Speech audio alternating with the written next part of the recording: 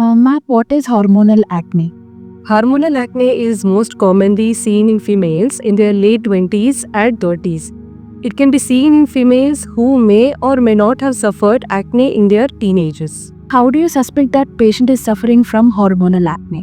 When the patients come with hormonal acne, they usually complain of sudden outbreak of acne with oily skin. Along with that, they will have some other features like irregular menstrual cycle. They may have history of weight gain. They may have history of excessive facial hair growth, or they may have thinning of the hairs in the scalp. Along with that, in some patients who have regular acne, who have taken treatment for a long time, if they don't respond to the conventional acne treatment for a period of 3 months, then we suspect hormonal acne in such patients also. So in such patients also we have to investigate. Ma'am, how do the hormones affect the acne? Hormonal acne is mainly caused by increase in androgens. So the most common implicated hormone is testosterone. So what happens is, in our body there is some glands called as sebaceous glands, which is responsible for secreting sebum. Sebum is nothing but oil. So which causes greasiness on the face, which can clog the pores and they can cause acne.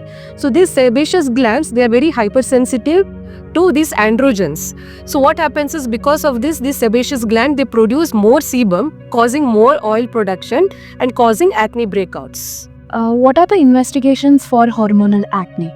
See, first, thorough history is very important. First, we have to ask the patients whether there is history of diabetes, whether they are suffering from any thyroid disorder. We have to take their menstrual history, whether their cycles are regular or irregular.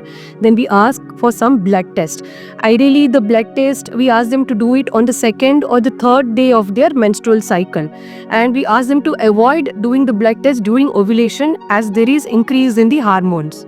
And the routine blood test, what we suggest is free testosterone, LH and FSH ratio, prolactin levels, then thyroid profile. Sometimes if we are suspecting any polycystic ovarian disease, we ask them to do an ultrasound of the abdomen and pelvis. Ma'am, what are the treatments for hormonal acne?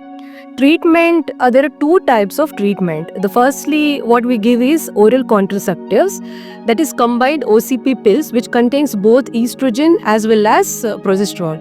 Then the second line of treatment is androgen receptor blocking agents like spironolactone and cryptoterone acetate, and these both are prescription medicine. So you have to consult a certified dermatologist or gynecologist for the treatment.